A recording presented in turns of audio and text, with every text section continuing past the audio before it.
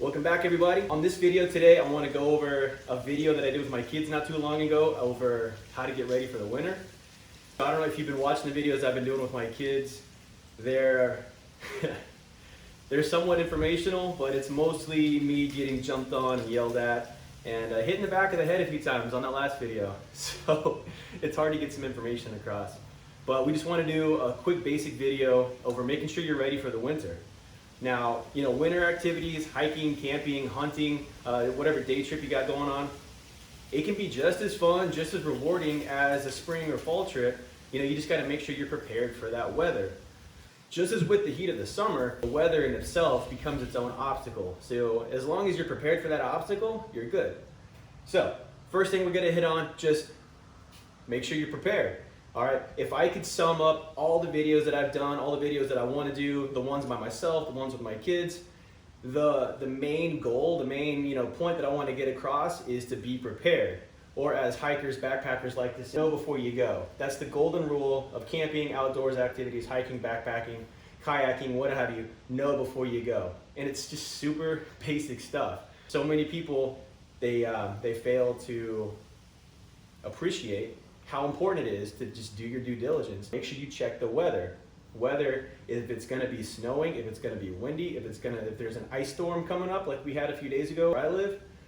We had power outage. We're going on 2 weeks for some people in my area without power, and hopefully they were prepared for that like I was. Anyway, check the weather, pack accordingly. Once you know the weather, once you know what you're doing, where you're going, how long you're going to be there, you can pack for it, and it's no big deal. Proper nutrition. That's a big thing. It's something that people really neglect far too often, I think, when it comes to cold weather activities. In the colder weather, people tend to feel like they're not really exerting as much, and as a result, they tend to feel like they don't need to eat as much or hydrate as much, when actually the exact opposite is true. Your body is using so many more calories, is doing so much more just to stay in homeostasis, to keep your body at a regular normal temperature. It's exerting more energy, using up more calories. So for the average grown man, like myself, who typically might want to do about 2,000 to 3,000 calories a day, you want to up that to around 4,500 calories a day.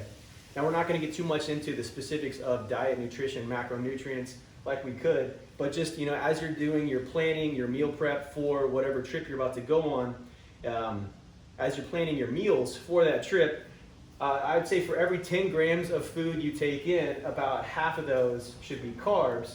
So 5 grams carbs, 3 grams of fat, and 2 grams of protein. You're going to get your energy production from the carbohydrate and the fat. You're not really trying to build muscle while you're out on the trail. You want to retain your muscle. You don't want to lose any of it, so you still obviously need to take in a decent amount of protein, but nobody's trying to bulk up out on the trail.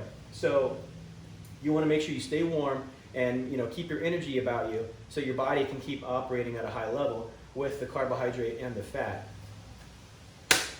Okay, so we've covered the intro basics. Know before you go, check. Pack accordingly, check. Proper nutrition to include hydration, all right, check. Now the next thing we want to get into is radiation. Now again, that's just the process of emitting heat and how you want to keep as much of that heat to yourself as possible. The first method that we're going to do that is by layering our clothing.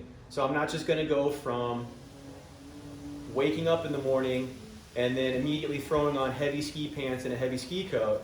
I want to gradually increase my layering or decrease my layering as the day goes, depending on my activity level, or as the temperature is going up or down. As the temperature is going down, I'm going to gradually increase my layering. As it's going up, I'm going to take layers off. This is also huge with your activity level. Again, if it's 15 degrees out and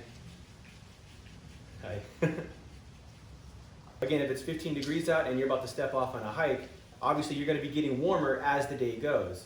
So as you get into mile 2, mile 3, mile 5, you're going to be a lot warmer than you were back at base camp. So you're obviously not going to want to have as many layers on. So either as you're moving, you're going to be taking layers off, which, you can do that. It's just going to slow your progress down. If you're not worried about making a good time, if you're not with a big group of people, if you don't mind stopping every 20, 30 minutes to take a jacket off, take a shirt off, then it's no big deal. But like when I was in the military, if we're moving out on a mission and it's super cold, Well, you're taking all your clothes off before you step off on that mission. Not all your clothes, but you're going to take all your warming layers off before you step off on that mission. Because in an hour, you're going to be sweating, but you're not going to be able to remove any layers of clothing because the mission dictates that you keep on moving. So you got to think about that before you step off. So layer clothing as appropriate.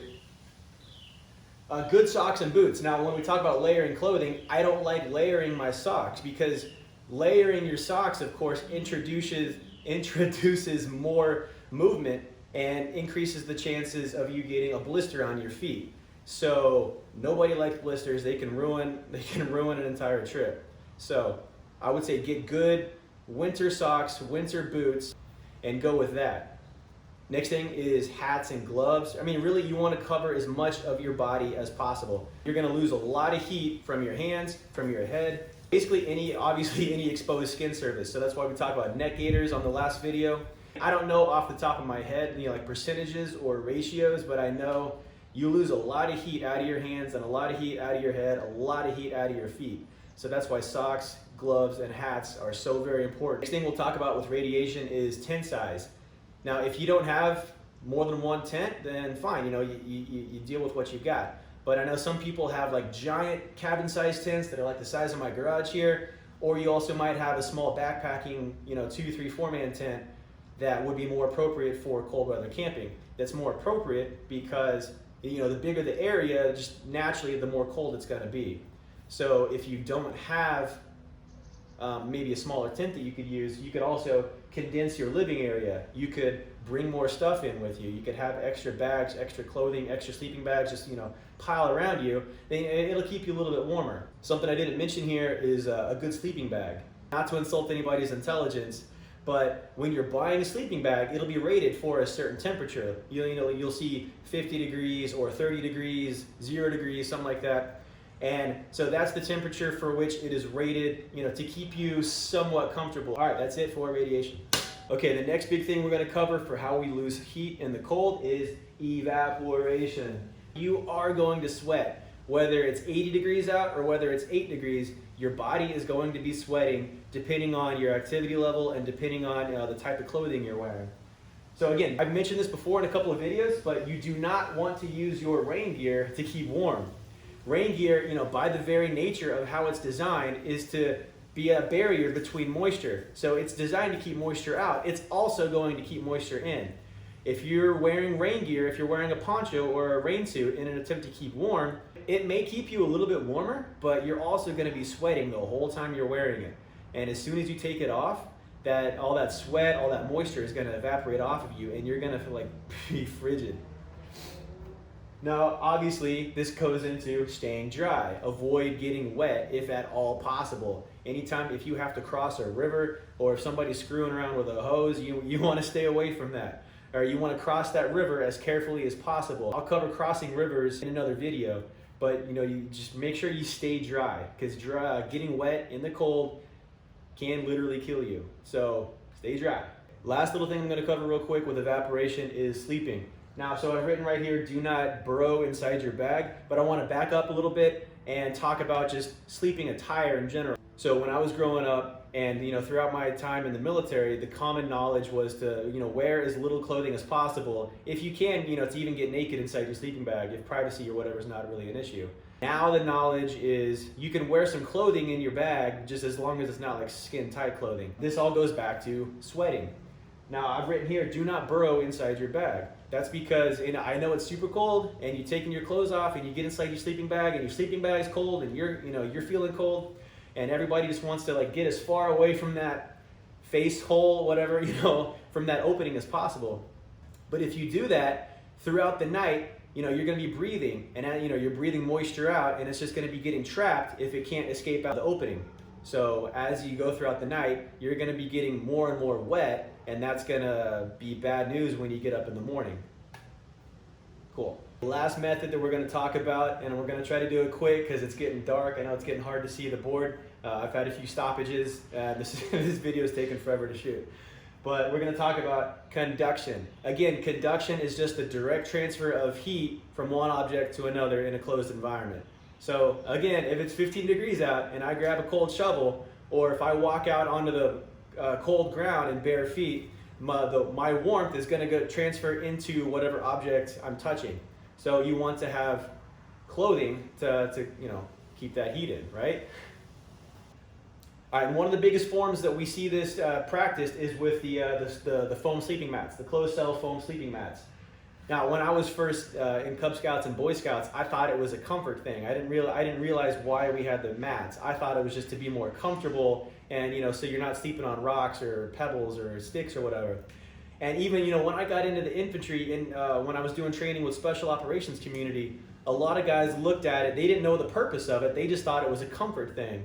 I won't say the unit, but one of the units in which I served or trained for a while at least, they had derogatory names for the sleeping bags because they thought it was a comfort thing. They didn't realize until I explained to them, and some of our leadership also explained, no, it's actually a safety thing, because if I lay down on the ground and the ground has been frozen for 8 days and I don't have a sleeping mat, and I'm going to lose a lot of heat and I'm going to have a terrible night. So foam sleeping mat, definitely one of the things you want to make sure you pick up before you go out for a hiking trip, camping, backpacking, hunting, whatever you're doing. You definitely want to make sure you get a foam sleeping mat. Okay, the next two things I have written down here are pretty much common sense. Proper footwear and gloves.